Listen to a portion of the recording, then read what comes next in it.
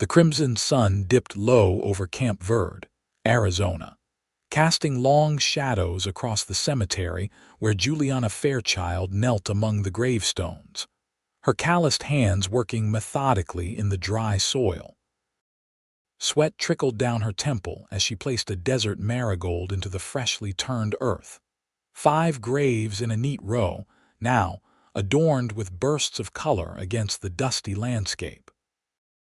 Each mound of dirt represented a piece of her heart buried beneath the Arizona clay, and as she moved to the 6th grave, her shoulders trembled with the effort to contain her grief. The year was 1887, and Juliana had known more loss in her 26 years than most would experience in a lifetime. She didn't notice the tall figure approaching on horseback, the silhouette growing larger against the setting sun until a shadow fell across her work. When she finally looked up, squinting against the golden light, she saw him a stranger astride a dun stallion, his face partially hidden beneath the wide brim of his hat. Without a word, the cowboy dismounted, removing his worn leather gloves and tucking them into his belt. Juliana watched warily as he moved to the wheelbarrow she'd brought, filled with young plants and flowers gathered from the hills surrounding Camp Verde. Her first instinct was to send him away. These graves were her burden, her responsibility, but something in his quiet demeanor made her pause. The stranger selected a sprig of purple desert sage and moved to an untended grave adjacent to where she worked. He knelt, his movements efficient but gentle as he dug a small hole with a hand trowel he'd pulled from her supplies. Juliana observed his weathered hands, a working man's hands, as he planted the sage with surprising tenderness, patting the soil around it with care. For hours, they worked side by side without exchanging a single word. The only sounds between them were Juliana's occasional soft sigh and the rustle of the wind through the sparse trees dotting the cemetery. As darkness fell, the cowboy stood, brushed the dirt from his denim trousers, and walked back to his horse.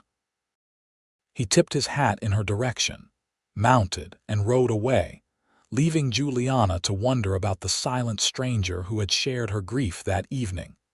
3 days later, Juliana returned to the cemetery with fresh water for the newly planted flowers. She'd made this journey every day since burying her family, a ritual that somehow kept them close.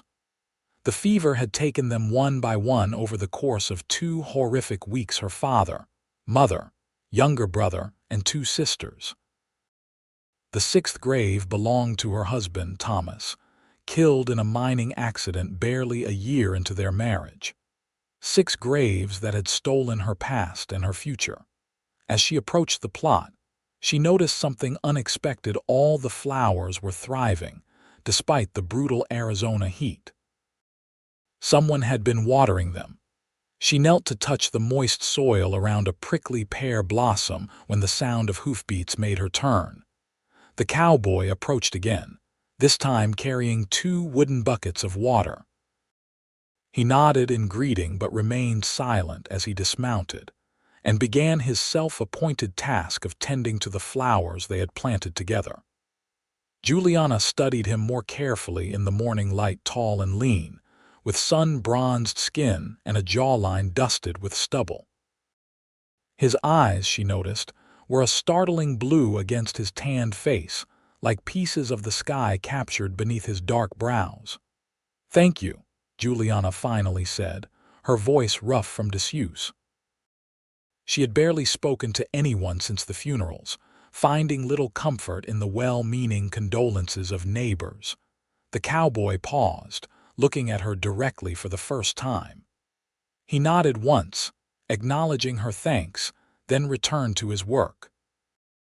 But in that brief moment of eye contact, Juliana saw something familiar in his gaze, the hollow look of someone who understood loss intimately. They established a rhythm over the following days. Juliana would arrive with seedlings or flowers, and the cowboy would appear, sometimes already there waiting, sometimes arriving shortly after. They worked in companionable silence, transforming the stark graveyard into a garden of desert blooms. On the seventh day, as they finished planting a row of cacti that would bloom gloriously in the spring, Juliana finally gathered the courage to ask, "Do you have a name?" The cowboy hesitated, his hands stilling in the dirt. For a moment she thought he might remain silent, but then he spoke, his voice deep and slightly rough, as if seldom used. "Jake. Jake Yates." The sound broke something open inside her, the first new name she'd allowed into her heart since losing everyone who mattered. "I'm Juliana Fairchild." Jake nodded, and they returned to their work, but something had shifted between them. The silence no longer felt like a barrier but a shared comfort, a space where words weren't necessary to communicate understanding. When the sun began to set, painting the sky in fiery hues, Jake stood to leave as usual. But this time, Juliana found herself reluctant to end their time together. "There's a stew on my stove," she said impulsively. "More than enough for two." Jake studied her face, and for a moment, Juliana thought he might refuse. Then he gave a slight nod. "Let me see to my horse." Juliana's small homestead sat on the outskirts of Camp Verde, a modest cabin with a veranda facing west toward the mountains. Her father had built it with dreams of expanding, of creating a ranch that would sustain generations. Now those dreams were buried alongside him, and Juliana maintained the property through sheer force of will, unable to abandon what they had built together but uncertain of her future there alone. They ate on the porch, watching night fall over the desert. Jake spoke little, but when he did, his words were thoughtful and direct. He'd been drifting through Arizona territory for nearly 2 years, taking work where he could find it, breaking horses, driving cattle, occasionally hunting bounties when money grew scarce. And before that? Juliana asked, curious about the life of this man who had appeared like a mirage in her grief, Jake's gaze fixed on the distant horizon. Texas had a small spread near El Paso. His jaw tightened slightly. Lost it in '83. There was a story there, one Juliana recognized instinctively as similar to her own, a tale of loss too painful to recount in full. She didn't press for details, respecting the boundaries of his silence as he had respected hers. As he prepared to leave, Jake paused at the steps of her porch. "I'll be by tomorrow, if that's all right. There's work to be done on your roof. Noticed some loose shingles." Juliana wanted to protest that she couldn't pay him, that she was managing fine on her own, but the truth was she wasn't. The homestead was slowly deteriorating around her as she focused solely on survival and her daily pilgrimage to the cemetery. "Thank you," she said instead, and watched as he rode away, a solitary figure disappearing into the night. True to his word, Jake appeared the next morning, tools strapped to his saddle. He set to work on the roof while Juliana tended to her small garden, stealing glances at him as he moved with efficient precision above her. By midday, he had replaced the damaged shingles and moved on to fixing the sagging corner of the porch. Juliana brought him water, watching as he drank deeply. "You don't have to do this," she said. Jake wiped his mouth with the back of his hand. "I know." That was all the explanation he offered, but somehow it was enough. They shared a simple lunch of cornbread and beans, and afterward, Jake taught her how to reinforce the chicken coop against coyotes. Days turned into weeks, and Jake became a constant presence at the homestead. He never stayed overnight, always returning at dawn from wherever he made his camp. Gradually, the property began to thrive under their combined efforts. The vegetable garden expanded, the barn received a fresh coat of paint, and the fence line was repaired.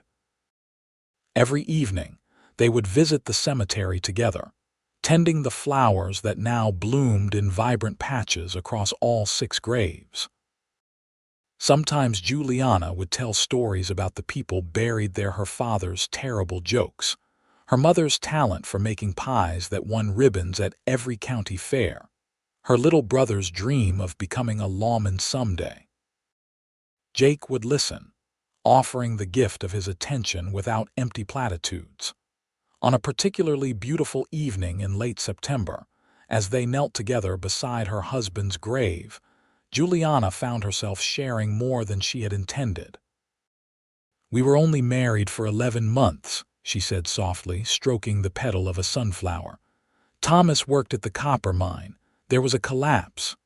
She swallowed hard. "They said it was quick, that he didn't suffer, but I don't know if that makes it better or worse somehow." Jake remained silent, but his hand found hers in the dirt, their fingers entwining briefly before he pulled away. The touch, fleeting as it was, anchored her. "What about you?" she asked. "You said you lost your spread in Texas." Jake's eyes darkened. For a long moment he said nothing, and Juliana thought he might retreat into silence again. Then he spoke, his voice low, "Had a wife, Sarah, and a boy." His throat worked as he swallowed. "Fever took them both while I was away driving cattle to Kansas by the time I got back." He shook his head. "Couldn't keep up the payments on the land after that. Didn't see the point in trying." Juliana's heart constricted with understanding. "How old was your son?" "4." Jake's eyes glistened in the fading light. "Just turned 4." Impulsively, Juliana reached out, placing her hand on his forearm. "What was his name?" "Daniel," Jake said, the name coming out like a prayer. "We called him Danny." They sat in silence as the stars emerged overhead, 2 broken people finding solace in shared grief. When they finally rose to leave, Juliana felt a subtle shift in their relationship, a deepening of trust, a foundation forming beneath their tentative friendship. The following Sunday, as Juliana prepared for her weekly visit to town for supplies, Jake appeared with his wagon instead of his horse. "Thought you might want company," he said simply. Camp Verde was a modest settlement, bustling with enough activity to serve as the commercial center for the surrounding homesteads and ranches. As they drove down the main street, Juliana was acutely aware of the curious glances sent their way. She had become something of a solitary figure in town since her losses, and the sight of her with a companion, particularly a male companion, was bound to set tongues wagging. At the general store, Mrs. Whittaker made no attempt to hide her interest. "Who's your friend, Juliana?" she asked, eyes darting between them as she measured out flour. "This is Jake Yates," Juliana replied, uncomfortable with the scrutiny. "He's been helping me with repairs at the homestead." "How neighborly, Mrs. Whittaker said, emphasizing the word in a way that suggested she suspected other motives. "You staying in these parts long, Mr. Yates?" Jake, loading supplies into a crate, merely nodded without elaboration. Outside the store, they encountered Sheriff Morris, who eyed Jake with professional interest. "Don't believe we've met," he said, extending his hand. "Roy Morris." "Jake Yates," Jake replied, his handshake firm but brief. "What brings you to Camp Verde, Mr. Yates?" "Just passing through," Jake said, his expression neutral. The sheriff's gaze lingered. "Well, we're a peaceful town. Like to keep it that way." "Yes, sir," Jake answered, his tone respectful but revealing nothing. As they drove back to the homestead, Juliana couldn't help wondering about the life Jake had led in the years between losing his family and arriving in Camp Verde. There was something in Sheriff Morris's assessment that suggested he recognized something in Jake, perhaps the bearing of a man familiar with trouble. "The sheriff seemed concerned about you," she observed cautiously. Jake kept his eyes on the road. "Lawmen tend to be suspicious of strangers." "It's their job." "Have they reason to be suspicious of you?" His glance was quick but penetrating. I've never broken any laws that matter, if that's what you're asking. It wasn't exactly a complete answer, but Juliana decided not to press. Everyone in the West carried secrets. Jake was entitled to his.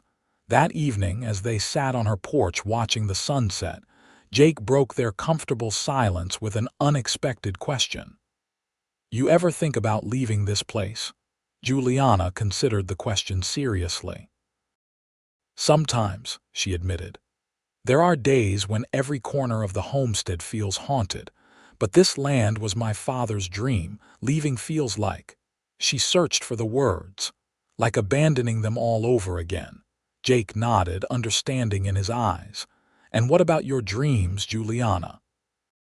What did you want before life took other choices away? The question startled her. It had been so long since she'd allowed herself to think about what she wanted beyond mere survival. I used to sketch, she said finally. Plants, animals, landscapes. My mother said I had a gift for capturing life on paper. She smiled sadly. Seems like something from another lifetime now. You still draw, Juliana shook her head. Haven't touched a pencil that way since before Thomas died. Jake was quiet for a moment. Might be good to try again sometime. Keeping memories alive is important, but so is making new ones. His words stayed with Juliana long after he'd left for the evening. That night, she found herself rummaging through an old trunk until her fingers closed around a leather-bound sketchbook, untouched for over a year. She opened it slowly, leafing through drawings of her family, of Thomas, of the land as it had been when hope still flourished. The next morning, when Jake arrived, she was sitting on the porch with the sketchbook open on her lap, tentatively drawing the sunrise over the distant mountains. He paused at the sight, a smile, the first real smile she'd seen from him, transforming his face. It's not very good, she said, suddenly self-conscious. I'm out of practice. Jake stepped closer, studying the drawing. Looks like freedom to me, he said quietly. The seasons shifted, autumn deepening toward winter. Though milder than in northern territories, the desert nights grew cold enough to require fires, and the days shortened, lending urgency to their work before darkness fell. Jake had taken to bringing supplies to repair her root cellar, ensuring she would have proper storage for the winter months. One evening, as they finished their work for the day, a bitter wind picked up, carrying the scent of rain. Jake glanced at the darkening sky with concern. Storm's coming, he observed. Could be a bad one. Juliana followed his gaze to the thunderheads building in the west. You shouldn't try to make it back to town in that, she said, making a sudden decision. The spare room has a bed. Jake hesitated, and Juliana realized with a flush of embarrassment how her invitation might sound to him. I mean, it would be sensible for you to stay here tonight, for safety. A ghost of a smile touched his lips. For safety, he agreed. The storm broke just as they finished dinner, rain lashing against the windows and thunder rolling across the valley. They sat by the fire, the enforced intimacy of being sheltered together creating both comfort and tension. For the first time, Jake spoke at length about his life in Texas, about meeting his wife at a church picnic, about building their small ranch with dreams similar to what Juliana's father had envisioned. Sarah used to sing to Danny every night, he said, his voice soft with remembrance. Had the sweetest voice you ever heard. Even when he was too little to understand the words, he'd quiet right down when she sang.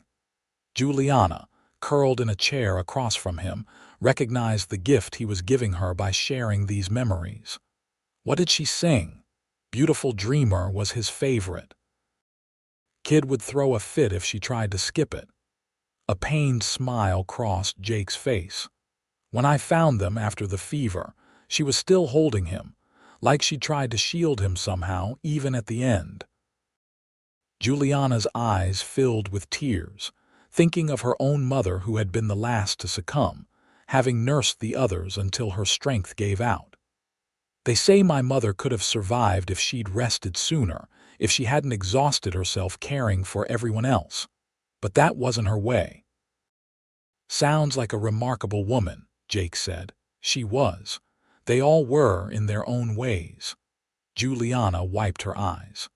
The hardest part is feeling like I'm the only one left to remember them, like they'll disappear completely if I ever stop carrying them with me.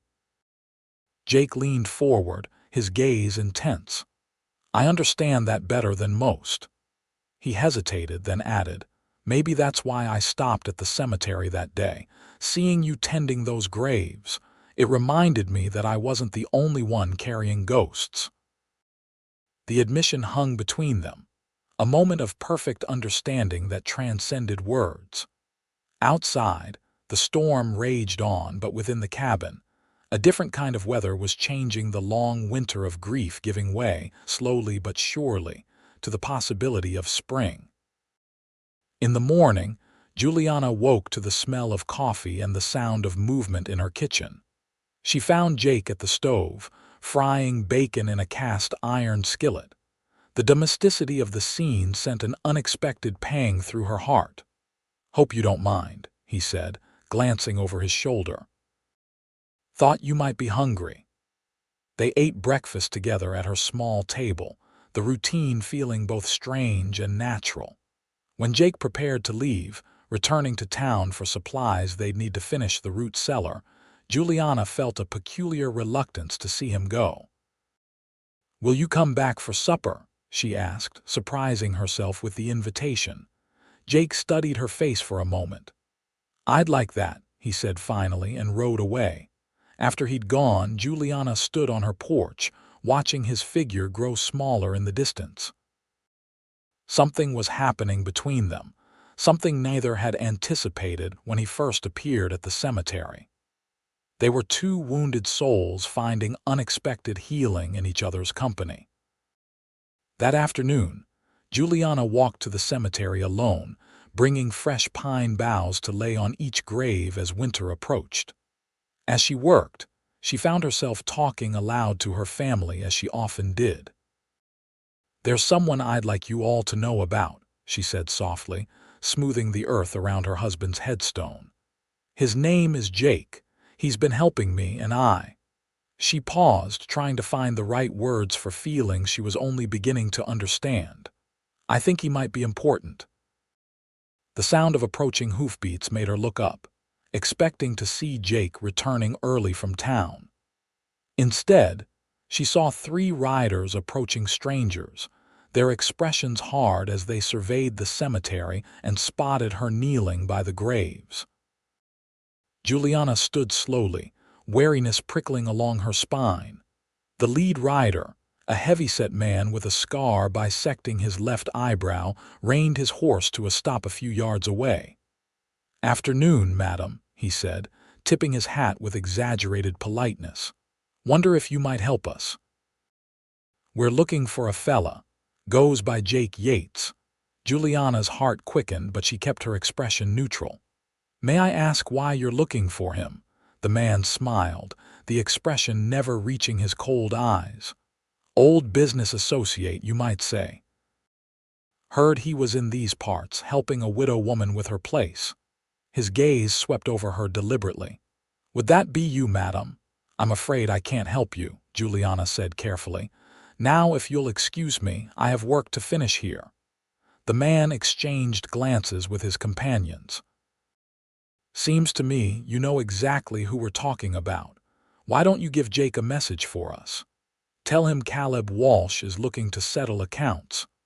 "I'll tell anyone I happen to see," Juliana replied, trying to keep her voice steady. Walsh smiled again, this time with an edge that made her stomach clench. "You do that, madam. We'll be around."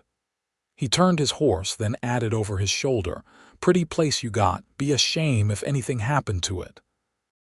Juliana stood frozen until the 3 men had ridden away, their threat hanging in the air like gunsmoke. She hurried back to the homestead, constantly checking over her shoulder, the peaceful sanctuary of her land suddenly feeling exposed and vulnerable.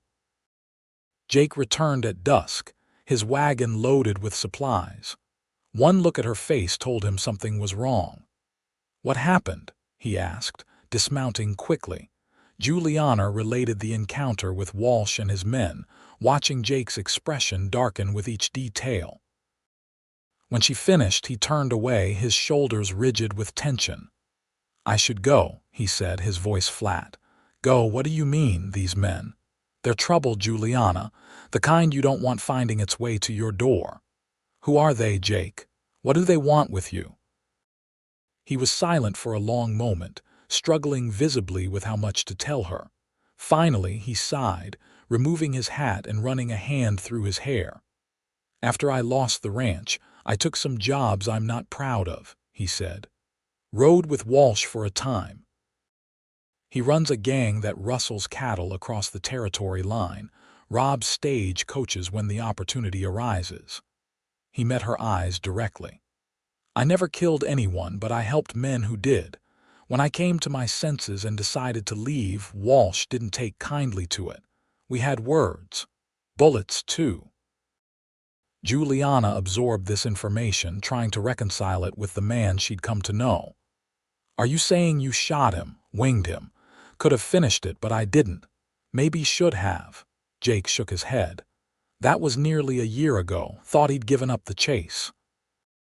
"And now he's found you," Juliana said quietly.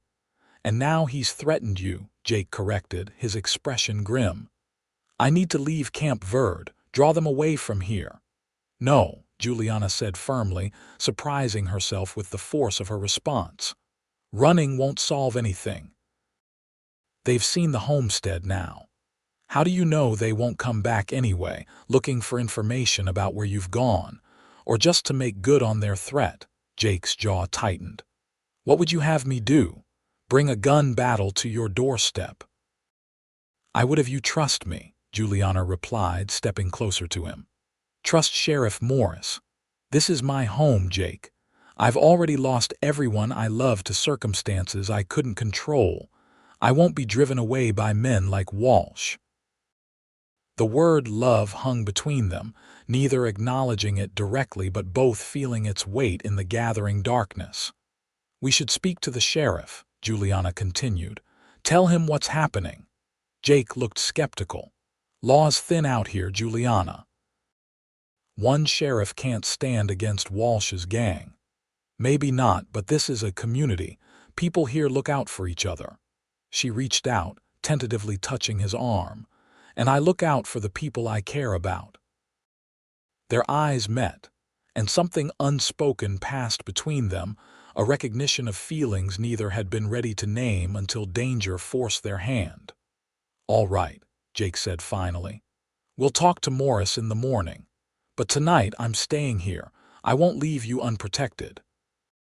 That night, Jake slept on a bedroll near the front door, his rifle within easy reach. Juliana lay awake in her room, listening to the occasional creak of floorboards as he moved to check the windows. The knowledge that dangerous men were searching for Jake should have terrified her, but instead, she felt oddly calm. After months of passive grief, the threat had awakened something in her, a fierce determination to protect what remained of her world, and the man who had unexpectedly become part of it. At dawn, they rode into Camp Verde together. Sheriff Morris listened to their story with increasing concern, his weathered face grave as Jake explained who Walsh was and why he was hunting him. "I've heard of Walsh," Morris said when they'd finished. "Nasty piece of work. Arizona Rangers have been after his gang for years." He studied Jake critically. "You're saying you rode with him for 3 months," Jake admitted. "Not my proudest time, but you left," Morris noted. "And now he wants revenge. Seems that way." The sheriff drummed his fingers on his desk. "I can send a telegraph to the Rangers, let them know Walsh is in the area, but it could be days before they get here if they come at all." He looked at Juliana. Miss Fairchild, it might be best if you stayed in town for a while until this blows over. I'm not abandoning my home, Juliana said firmly. Morris sighed. Figured you'd say that, stubborn like your father. He turned to Jake. And I suppose there's no point suggesting you ride out, since it seems these men would just turn their attention to Miss Fairchild in your absence. No point at all, Jake confirmed. Then we'd better prepare for visitors. Morris stood, reaching for his hat. I'll round up a few men I trust. In the meantime, you two head back to the homestead and secure what you can. Walsh isn't likely to wait long. By midday, the sheriff had assembled a small group of volunteers, the blacksmith, 2 ranchers from neighboring properties, and the owner of the livery stable.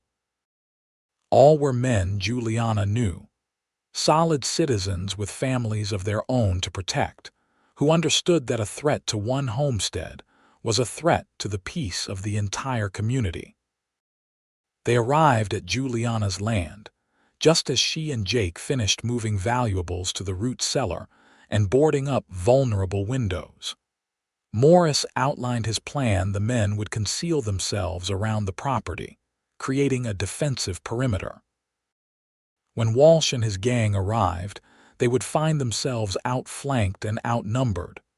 We're not looking for bloodshed, the sheriff emphasized. Ideally, we show enough force that they reconsider their options, but make no mistake, these are dangerous men. If shooting starts, aim to stop them, not just scare them. As dusk approached, tension mounted. Jake insisted that Juliana take shelter in the root cellar, but she refused.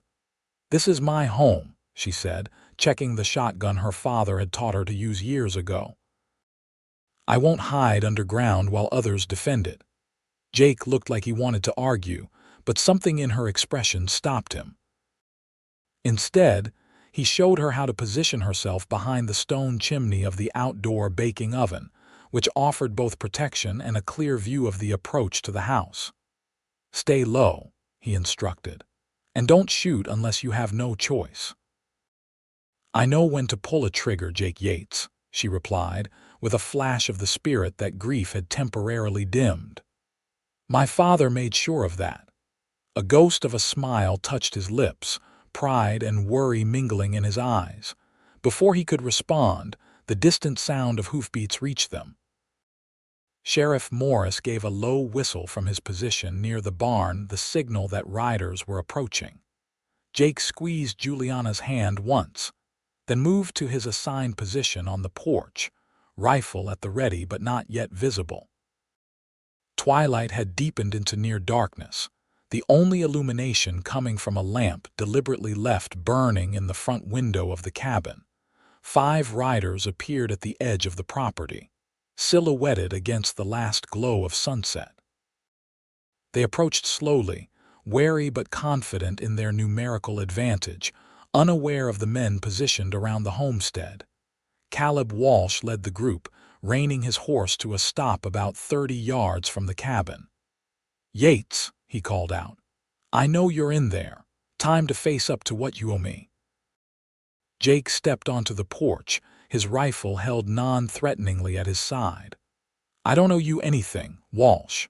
The only debt between us is the bullet you've been promising me for a year.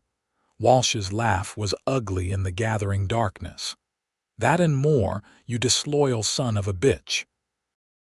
Nobody walks away from my outfit. Nobody. I did, Jake replied evenly. And that's eating at you, isn't it?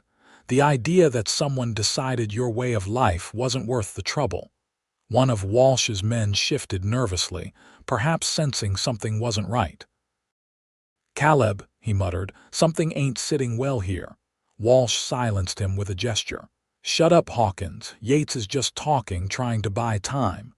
He raised his voice again. Here's how this goes. You come out here and take what's coming to you, or we burn this place to the ground with both of you inside. That's not going to happen. Sheriff Morris's voice rang out as he stepped from the shadows of the barn, his rifle aimed squarely at Walsh. One by one, the other defenders revealed themselves, creating a circle around the riders. Walsh's men tensed, hands moving toward weapons. "Easy now," Morris warned. "You're outnumbered and surrounded. I suggest you reconsider your options." For a tense moment, it seemed Walsh might order his men to fight anyway. His eyes darted around, calculating odds before settling on Jake with pure hatred. "This isn't over," he spat. "Not by a long shot." "Actually, it is," Morris replied.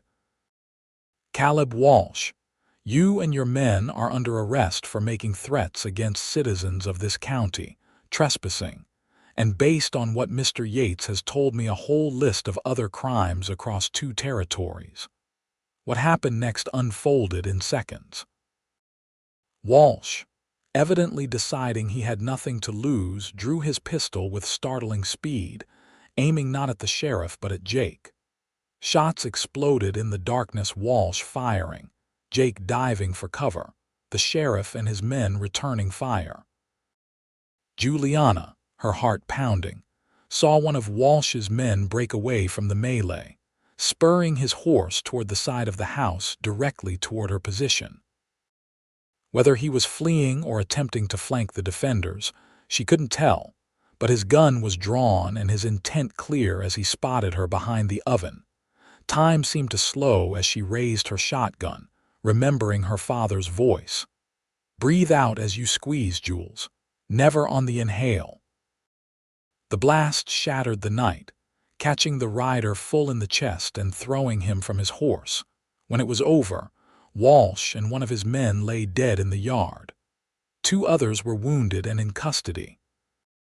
The 5th, the one Juliana had shot, was being attended to by the blacksmith, who had some experience with battlefield wounds from his time in the army. Jake found Juliana still behind the oven, her shotgun now lowered but her hands shaking violently. Without a word, he gathered her into his arms, his embrace fierce and protective. "Are you hurt?" he demanded, his voice rough with fear. She shook her head against his chest. "No, but I shot that man. I think I killed him." "You defended yourself," Jake said firmly. "He would have killed you without hesitation." Sheriff Morris approached, his expression grim but relieved. "The man will live, Miss Fairchild, though he'll be facing a judge with the others once he's well enough to travel." He looked between them. "You 2 all right?" Juliana nodded, still nestled in the circle of Jake's arms. "Yes. Thank you, Sheriff. Thank you all." As the volunteers helped secure the prisoners and dealt with the aftermath of the gunfight, Jake led Juliana to the porch where they sat side by side, the adrenaline of battle slowly ebbing. "I'm sorry," Jake said finally. "I never meant to bring this kind of trouble to your door." Juliana turned to him, her face pale but resolute in the lamplight. "You didn't bring it, Jake. Life brings trouble, ready or not. What matters is who stands beside you when it comes." He took her hand, his calloused fingers entwining with hers. "And after the trouble passes, what then?" The question hung between them, laden with meaning beyond the immediate danger they'd faced together. Juliana looked out at her land, at the place that had seen so much sorrow and now, improbably, a kind of rebirth. "After," she said softly, "we keep living. We remember those we've lost, but we don't stop making new memories because we're afraid of losing again." She met his eyes. "At least, that's what I hope we do." Jake's expression softened, the hardness of battle giving way to something vulnerable and real. "Is there room in those hopes for a man with a complicated past?" "There's room," Juliana said, her voice steady despite the tremor in her heart, "for a good man who helped a stranger plant flowers on graves without being asked. The past is what brought you to my door, Jake. I can't regret that, no matter what came before." He raised her hand to his lips, pressing a gentle kiss to her knuckles. The gesture was both a promise and a question, one Juliana answered by leaning forward to touch her lips to his. The kiss was tentative at first, then deepening as months of unspoken feelings found expression at last. When they broke apart, Jake rested his forehead against hers. "I thought I'd wander forever," he confessed. "After Sarah and Danny died, I couldn't imagine staying in one place again, caring about anyone or anything. Then I saw you in that cemetery, so determined to bring beauty to places marked by loss. And I saw you," Juliana whispered, "the first person who didn't try to fix my grief with empty words. You just helped carry it without speaking at all." The days following the gunfight brought a flurry of activity to the normally quiet homestead. Rangers arrived to take custody of Walsh's surviving men, formally clearing Jake of any outstanding charges once they confirmed his account of his brief time with the gang and subsequent departure. Sheriff Morris vouched for his character and contributions to the community, and the matter was closed with surprising efficiency. The lawmen eager to claim credit for dismantling a notorious outlaw gang.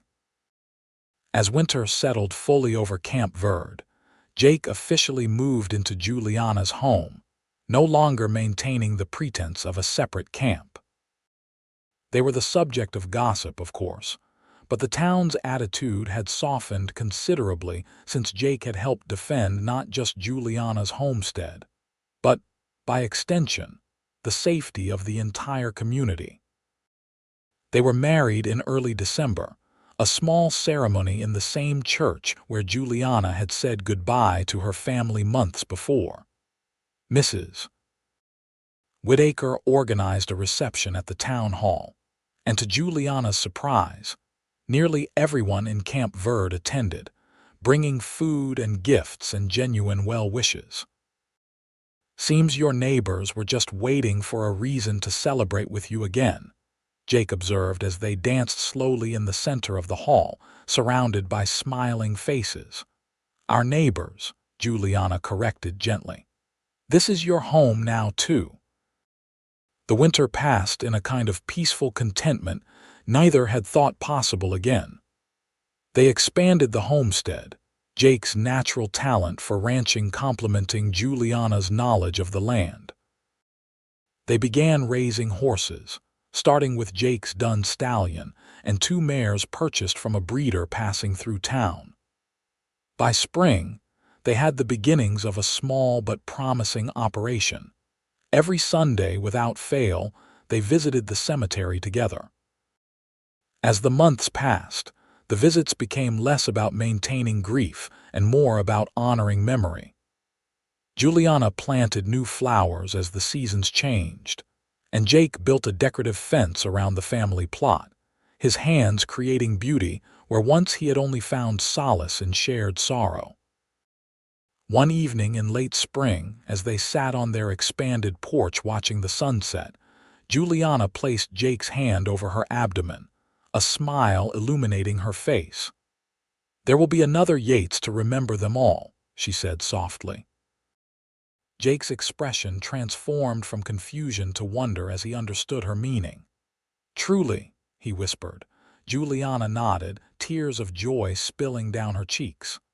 "Dr. Simmons confirmed it yesterday. I wanted to be sure before I told you." Jake gathered her into his arms, his own eyes damp. "I never thought I'd have this chance again," he said, his voice thick with emotion. "To be a father, to watch a child grow." "Are you afraid?" Juliana asked, understanding the complex emotions such news would bring to a man who had already lost one child. "Terrified," Jake admitted, pressing a kiss to her temple, "but not enough to wish it away. Never that." They named their son James Thomas Yates, honoring both their fathers. He was born on a crisp autumn day, with Sheriff Morris's wife assisting the doctor and half the town waiting anxiously for news. Jake paced the porch until the first cry rang out, then fell to his knees in gratitude before rushing inside to meet his son. "He's perfect," he whispered, cradling the tiny bundle with tears streaming unashamedly down his face. "Look what we made, Juliana. Look what love made." Juliana, exhausted but radiant, reached up to touch her husband's face. "He has your eyes," she observed, "and maybe my father's nose." "A living memory," Jake said softly, "carrying all of them forward with us. As James grew, so did the ranch." The Yates homestead became known for its fine horses and warm hospitality.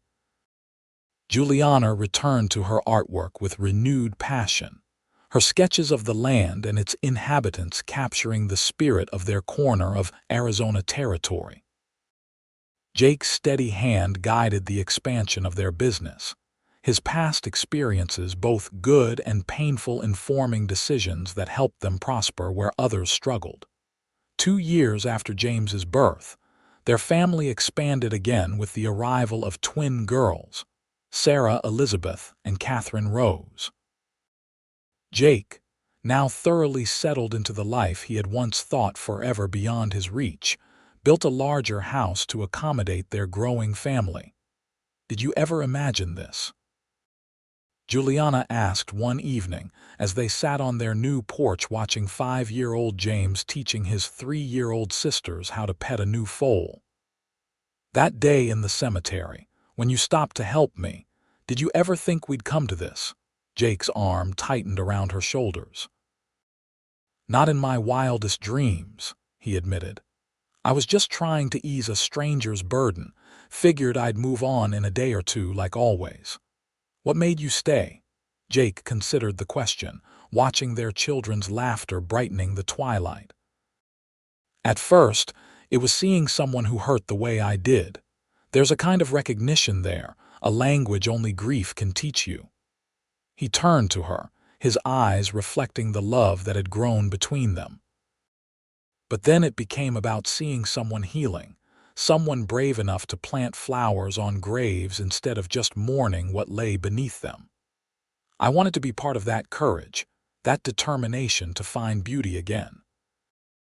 Juliana leaned into him, content in the knowledge that their shared grief had transformed into something neither could have foreseen: a family built on understanding, resilience, and the quiet certainty that loss, while permanent, did not have to be the end of joy.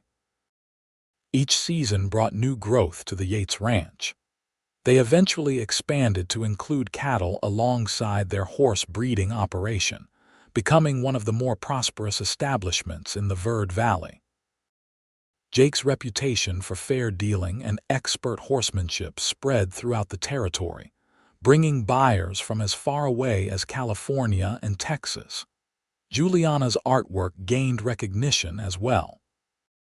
A visiting businessman from Phoenix purchased several of her landscape sketches, later commissioning her to illustrate a book about Arizona territory for Eastern readers curious about life in the West.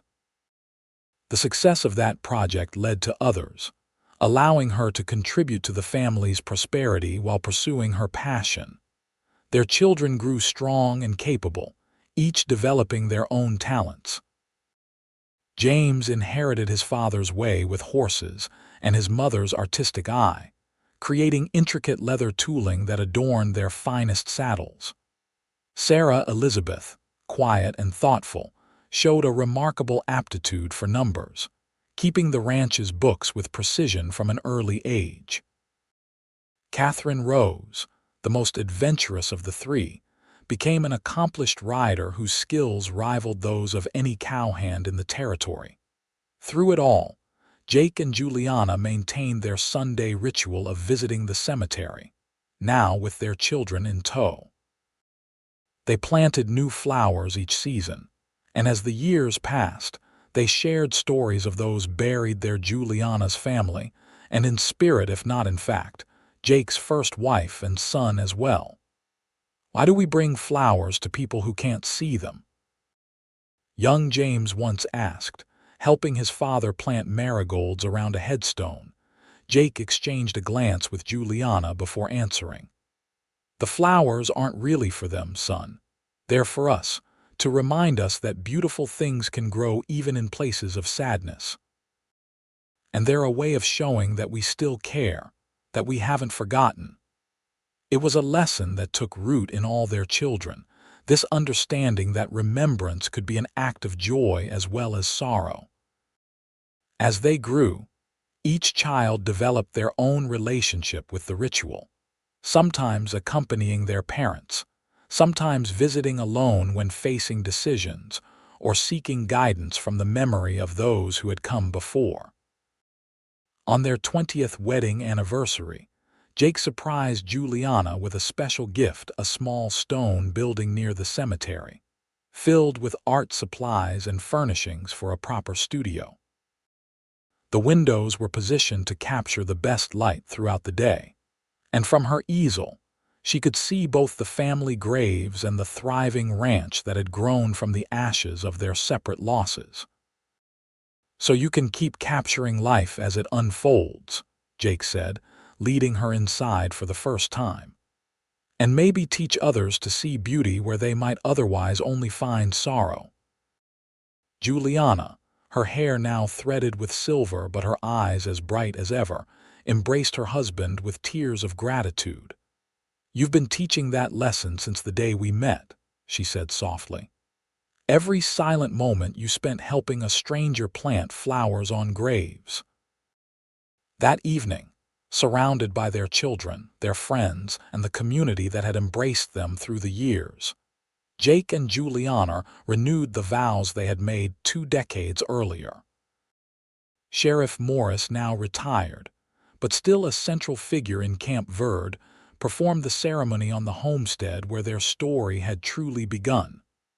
"Life doesn't always follow the paths we expect," the former lawman said, looking out at the gathered faces. "Sometimes it takes us through valleys darker than we ever imagined we could survive. But as Jake and Juliana have shown us all, when we have the courage to plant beauty in those dark places, remarkable things can grow." As the celebration continued around them, Jake led Juliana away from the crowd, walking with her to the crest of a small hill overlooking both their land and the distant cemetery. The setting sun painted the landscape in the same crimson hues that had colored the sky on the day they first met. "20 years ago," Jake said, taking her hands in his, "I was a drifter with nowhere to call home and no one to call family. You changed that, Juliana. You and this land and the life we've built together." Juliana squeezed his hands, her heart full to bursting with the journey they had traveled. "We changed each other," she corrected gently. "Two broken people finding wholeness neither thought possible again." Jake nodded, gazing out at the empire of hope they had constructed from the ruins of separate sorrows. "There's a saying my grandfather used to repeat, 'Grief is love with nowhere to go,' but he was wrong about that." He turned back to her, his eyes reflecting decades of shared joy and pain. "Grief is love that finds new pathways, new expressions. We just have to be brave enough to follow where it leads." As the last light of day gilded the horizon, Jake and Juliana stood together on the hill, silhouettes against the fading sky, no longer the wounded souls who had met in a cemetery all those years ago, but the architects of a legacy built on the foundation of that first, wordless act of compassion. A cowboy helping without speaking, a widow planting flowers on graves, and the extraordinary love that blossomed between them.